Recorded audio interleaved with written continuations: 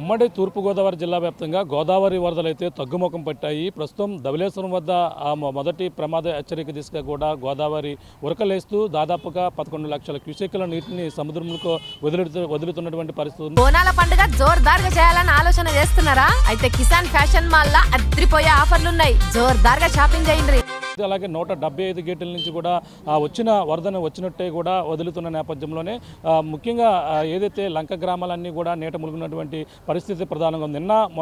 మొన్న కూడా గోదావరి ఉగ్రరూపం దాల్చి 3వ ప్రమాద హెచ్చరిక దిశగా కూడా ఉరకలేస్తూ ఈ యొక్క వరద గోదావరి అయితే ప్రవహించినటువంటి పరిస్థితి ఉంది. ప్రస్తుతం ధవళేశ్వరం వద్ద గోదావరి తగ్గుముఖం పడుతున్న నేపథ్యంలో మరో పక్కన ఏజెన్సీ ప్రాంతాలు అలాగే చింతూరు అలాగే కోనవరం అలాగే విఆర్పురం ఎడపాక ఇవన్నీ కూడా ఇప్పటికే వరద అక్కడ కూడా మొదటి ప్రమాద హెచ్చరిక దిశగా కూడా వస్తున్న నేపథ్యంలో అక్కడ తగ్గుముఖం పట్టినప్పటికీ వరద తగ్గిన ఇంకా కొన్ని లంక గ్రామాలతో పాటు అలాగే ఏజెన్సీలో ఉన్నటువంటి కొన్ని గ్రామాలు కూడా ఇంకా వరద చుట్టుముట్టినటువంటి పరిస్థితి ఉంది. అలాగే ఇప్పటికే కొన్ని గ్రామాలు వరద నుండి తేరుకున్నప్పటికీ బురద ఇంకా గ్రామాల నుండి అంతా కూడా నిండిపోయినటువంటి పరిస్థితి ఉంది. దాదాపుగా 22,000 మంది ఈ యొక్క వరద బాధితులుగా కూడా ఇప్పటికే గుర్తించినట్టుగా జిల్లా కలెక్టర్ పోలవరం జిల్లా కలెక్టర్ దినేష్ కుమార్ కూడా మీడియా ముఖంగా కూడా తెలియపరిచారు. అలాగే ఇంకా ఏదైతే వరద తగ్గినా అలాగే ఈ యొక్క జాతీయ రహదారులపై ఈరోజు రాత్రికి లేదా సాయంత్రానికి కూడా కొంచెం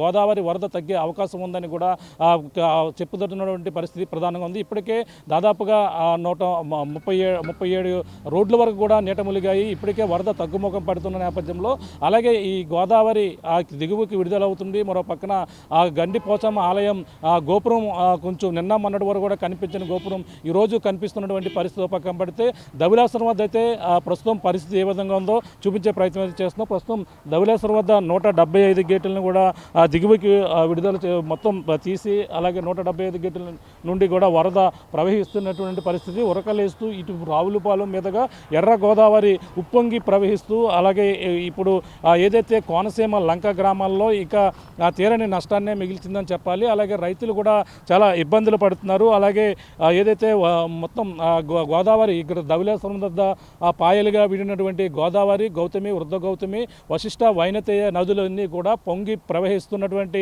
పరిస్థితి ఉంది. అలాగే కొంచెం ఇక్కడ తగ్గుముఖం పట్టినప్పటికీ గోదావరి ఈ లంక గ్రామాలని ప్రతి ఏటలాగే ఇప్పుడు కూడా ముంచెత్తుతున్నటువంటి పరిస్థితి పక్క కనపడుతుంది. అంతేకాకుండా చింతూరు ఏజెన్సీలో వరద సహాయక చర్యలపై అక్కడైతే కలెక్టర్ కూడా 2200 మందిని పునరావాస కేంద్రాలకు తరలించినట్టుగా కూడా చెప్పుకొచ్చారు. అలాగే ప్రధానంగా చూసుకుంటే పునరావాస కేంద్రాల్లో అవసరమైనటువంటి వసతులు ఇప్పటికే ఏర్పాటు చేశారు. అలాగే 12,400 కుటుంబాలని వరద బాధితులుగా గుర్తించామని కూడా ఆయన చెప్పడం జరిగింది. అంతేకాకుండా వరద బాధిత కుటుంబాలకు నిత్యావసర సరుకులు కూడా పంపిణీ చేసేందుకు కూడా సిద్ధమయ్యారు. అంతేకాకుండా వాళ్ళకి కావాల్సినటువంటి ఇవన్నీ నిత్యావసర సరుకులు కూడా చేస్తున్నారు. అంటే వరదకైతే ఇప్పుడు 47 రోడ్లు ముప్పుకు గురైనట్టుగా చెప్పడం, ప్రస్తుతం ఇంకా 14 రోడ్లు ముప్పులోనే ఉన్నాయి. ఈ రోజు సాయంత్రం కూడా చెప్పుకోవచ్చున్నటువంటి పరిస్థితి. సుమారుగా 900 కనెక్షన్స్ విద్యుత్ సరఫరా కూడా నిలిచిపోయాయని కూడా గుర్తించడం జరిగింది. ప్రస్తుతం పునరుద్ధరణ పనులు అయితే కొనసాగుతున్నట్టుగా కూడా చెప్పుకొస్తున్నారు. అంతేకాకుండా ఈ వరద తగ్గుముఖం పట్టినప్పటికీ కోనవరం శబరి బ్రిడ్జి వద్ద తొలి ప్రమాద హెచ్చరికగా కూడా దిశగా కూడా వరద ప్రవాహం అయితే కొనసాగుతుందని చెప్పాలి. అలాగే విఆర్పురం మండలం అలాగే శ్రీరామగిరి చింతరేవుపల్లి గ్రామాలను ఇంకా చుట్టుముట్టినటువంటి వరద కోనవరం ఏదైతే ఉదయ భాస్కర్ కాలనీ వాసులకైతే ఇంకా ఇబ్బందులు అయితే కొనసాగుతున్నట్టుగా తెలుసుకొస్తుంది. ఇళ్లలో పేరుకుపోయినటువంటి బురదను శుభ్రం చేసుకునే పనిలో అక్కడ బాధితులందరూ కూడా నిమగ్నమయ్యారు. మరో 5 రోజుల పాటు పునరావాస కేంద్రాల్లోనే ఉదయ భాస్కర్ కాలనీ వాసులు అయితే ఉన్నట్టుగా కూడా చెప్పుకొస్తున్నారు. అలాగే కోనవరం భద్రాచలం ప్రధాన రహదారులు పునరుద్ధరణని రాకపోకలు కూడా నిలిచిపోయినటువంటి పరిస్థితుల నేపథ్యంలోనే నేషనల్ హైవే 236 నేషనల్ హైవే 30పై కూడా యథావిధిగా కొనసాగుతాయని కూడా రవాణా కొనసాగే విధంగా కూడా చర్యలు చేపడతామని కూడా చెప్పుకోవచ్చు. వరద పరిస్థితులపై అలాగే 4 మండలాలు అలాగే కోనవరంలో ఉన్నటువంటి 4 మండలాలు అధికారులతో సమీక్ష సమావేశం కూడా కలెక్టర్ కూడా నిర్వహించినటువంటి పరిస్థితి. ముఖ్యంగా అక్కడ నుంచి పొంగి ప్రవహిస్తున్నటువంటి గోదావరి ధవళేశ్వరం మీదుగా ప్రవహించి ఇప్పుడు లంక గ్రామాలు ఏదైతే ముమ్మడివరం నియోజకవర్గం పి గన్నవరం నియోజకవర్గంతో పాటు కనకాయలంక రాజోలు నియోజకవర్గం మండలంలో ఉన్నటువంటి కొన్ని ప్రాంతాలు ఇప్పటికే నీట మునిగినటువంటి పరిస్థితి ఉంది. ముఖ్యంగా ముమ్మడివరంలో ఈ వరద ఇక్కడ నుంచి దిగువ విడుదల చేసినప్పటికీ కొన్ని గ్రామాల చుట్టూ కూడా పంట పొలాలు అలాగే కూరగాయలు ఉద్యానవన పంటలు కూడా పూర్తిగా నష్టపోయినటువంటి పరిస్థితి ఉంది. లంక టానే లంక గురజాపు లంకల మధ్య రహదారిపై వరద నీరు ప్రవహిస్తున్నటువంటి పరిస్థితి ఇంకా కనబడుతుంది. ఎందుకంటే జీమూలపాలెంలో పల్లంకూరు కేసనకూరు రేవుల్లో కూడా అధికారులు పడవ పంటిల ప్రయాణాలు కూడా ప్రస్తుతం నిలిపివేసినటువంటి పరిస్థితి ఉంది.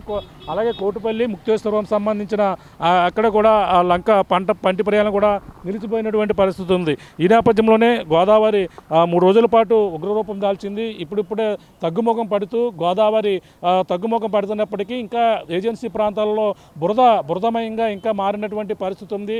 అలాగే కోనవరం విఆర్పురం ఈ యొక్క ప్రాంతాలు ఏదైతే బ్రిడ్జిని సబరి నిన్నటి వరకు కూడా బ్రిడ్జిపై కూడా భారీగా బురద కూడా చేరినటువంటి పరిస్థితి ఉంది. అలాగే భాస్కర్ కాలనీ వాసులు అయితే ఇప్పుడు ఇంకా ఆ బురదను తొలగించే పనిలో ఉన్నారు. ఇంకా పునరావాస కేంద్రంలోనే ఇంకా ఉండేందుకంటే ఇప్పుడు బురద పోయినా వరద పోయినా ఇంకా పాములు ఇటువంటి చెత్త చెదారం అంతా కూడా రోడ్లు కావచ్చు ఇళ్ళు కావచ్చు కాలనీల్లో కూడా తిష్ట వేసిన నేపథ్యంలో వాటిని కూడా తొలగించే పనిలో ఆ అధికారులు నిమగ్నం అవ్వడం, మరో పక్కన బాధితులు ఇంకా వాళ్ళ ఇంట్లోకి వెళ్లేందుకు అవకాశం లేకపోవడంతో ఏజెన్సీ ప్రాంతాలలో ఇంకా కొన్ని ప్రాంతాల్లో ఇంకా వరద చుట్టుముట్టి ఉన్నటువంటి పరిస్థితి ఉంది. ఇంకా 47 రోడ్లు నీట ములిగిన ప్పటికీ ఇంకా దాదాపుగా 14 రోడ్ల వరకు కూడా ఇంకా మిగిలిన రోడ్లో వరద తగ్గింది. ఈ రోడ్లలో ఇంకా తగ్గే అవకాశాలు ఉన్నాయి. ఈరోజు రాత్రికి పూర్తిగా తగ్గిమోకం పట్టే అవకాశం ఉందని చెప్పుకొస్తున్నారు. ఎందుకంటే ఇప్పుడు ఇక్కడ కూడా ఎండలు కాస్తున్నాయి, ఎగువ ప్రాంతాల్లో కూడా ఎండలు కాస్తున్నాయి. ఒకవేళ ఎండలు తీవ్ర రూపం ఎండలు తగ్గి వర్షాలు మాత్రం పడితే మాత్రం వరదలు మరింత పెరిగే అవకాశం ఉంది. ఎగువ రాష్ట్రాల్లో కురిసినటువంటి వర్షాలు దిగువ వస్తున్న పరిస్థితి మరో పక్కన పడుతుంది. మొత్తం మీద మనకు ప్రధానంగా చూసుకుంటే ఏదైతే ఏజెన్సీ ప్రాంతాలు మొదలుకొని అలాగే రాజమండ్రి వద్ద అక్కడ ఏదైతే రివర్ ఫ్రంట్ పనులు కూడా అక్కడ ఆటంకంగా మారాయి, అక్కడ కోతకు గురవడం, అంతేకాకుండా అక్కడ ఇసుక బస్తాలు అన్నీ కూడా ముందస్తు చర్యలుగా చేపట్టినటువంటి పరిస్థితి ఉంది. కానీ ప్రస్తుతం వరద తగ్గడంతోనే పెద్దగా ప్రమాదం లేదని అందరూ కూడా ఊపిరి పీల్చుకున్నారు. ఒకవేళ వరద తీవ్ర రూపం దాల్చి 3వ ప్రమాద హెచ్చరిక దిశగా వెళ్తే మాత్రం ఖచ్చితంగా కోతకు గురవి రాజమండ్రిలోకి అయితే వరద నీరు ప్రవేశించే అవకాశాలు ఉన్నాయని కూడా అక్కడ ఏదైతే అక్కడ రోడ్డు ఏదైతే ఉందో రాజమండ్రి ట్రంక్ రోడ్డు ఆ యొక్క ప్రాంతంలో ఆ కోతకు గురవడం మార్కండేయ స్వామి టెంపుల్ ఎదురుగా అక్కడ ఉన్నటువంటి ఘాట్ ఏదైతే ఉందో ఆ ఘాటు దగ్గర కూడా కోతకు గురవుతున్న నేపథ్యంలో బస్తాలు ఏదైతే ఇసుక బస్తాలు వేసి అక్కడైతే కట్టడి చేశారు. కానీ ప్రస్తుతం వరద తగ్గుముఖం పడడంతోనే అందరూ కూడా ఊపిరి పీల్చుకున్నారు. కానీ ముందుగా అధికారులు ఎటువంటి చర్యలు చేపట్టలేదంటూ కూడా మార్గాని భారత్ మాజీ ఎంపీ కూడా దీనిపై ఆరోపణలు చేస్తున్నటువంటి పరిస్థితి ఉంది. అంతేకాకుండా ఇప్పుడు లంక గ్రామాల్లో ఓ పక్కన గంటి పెదపూడి అలాగే పీకన్నవరంలో ఉన్నటువంటి 4 గ్రామాల ప్రజలు ఇప్పటికీ పడవలపైనే ప్రయాణాలు చేస్తున్నారు. పూర్తిగా పంటలు ఏదైతే పంటలు ఉన్నాయో ములగ అలాగే అరటి ఇవన్నీ కూడా ఇప్పటికే కూరగాయల పంటలు కూడా వరద నీటిలోనే మునిగిపోయి ఇప్పుడంతా కూడా బురదమయంగా మారిపోయినటువంటి పరిస్థితి ఉంది. అలాగే కొన్ని ప్రాంతాలకు పూర్తిగా ఇళ్లలోకి నీరు చేరిపోయినటువంటి పరిస్థితి. కోనసీమ జిల్లా వాసులందరూ కూడా ఇప్పటికే కష్టాలు పడుతున్నటువంటి పరిస్థితి ఉంది. అంటే ప్రతి ఏటా కూడా అలాగే ఈ జూలై నెలలోనే వరదలు ముంచెత్తాయి. జూలై నెలాఖరు 31వ తేదీ నుంచి అయితే వర్షాలు ఈ యొక్క వరదలు అయితే మొదలైనటువంటి పరిస్థితి ఉంది. అలాగే ప్రస్తుతం అయితే వర్షాలు తగ్గుముఖం పడడంతోనే వరద తీవ్రత రూపం కూడా తగ్గినటువంటి పరిస్థితి ఉంది. ధవళేశ్వరం వద్ద ప్రస్తుతం 1వ ప్రమాద హెచ్చరిక అంటే దాదాపుగా 12 లక్షల క్యూసెక్ల నీటి నిండి అలాగే ఇప్పుడు ప్రస్తుతం ఈరోజు సాయంకాలంకి 10 లక్షల క్యూసెక్ల నీటి వరకు విడుదల చేస్తారు. మొదటి ప్రమాద హెచ్చరికను కూడా ఉపసంహరించే అవకాశాలు అయితే కనపడుతున్నాయి.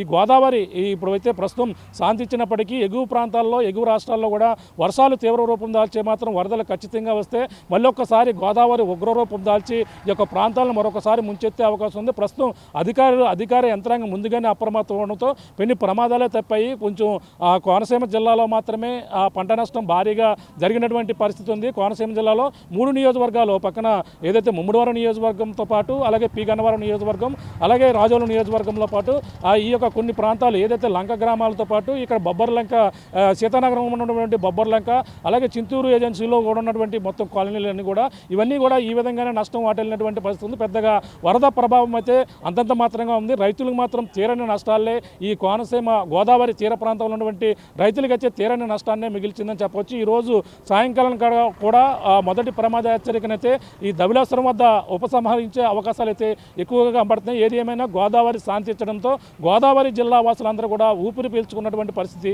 ప్రధానంగా కనబడుతుందని చెప్పాలి. ఇక్కడున్న తాజా పరిస్థితి. కెమెరా అనిల్తో ప్రకాష్ RTV ధవళేశ్వరం ప్రాజెక్టు నుంచి.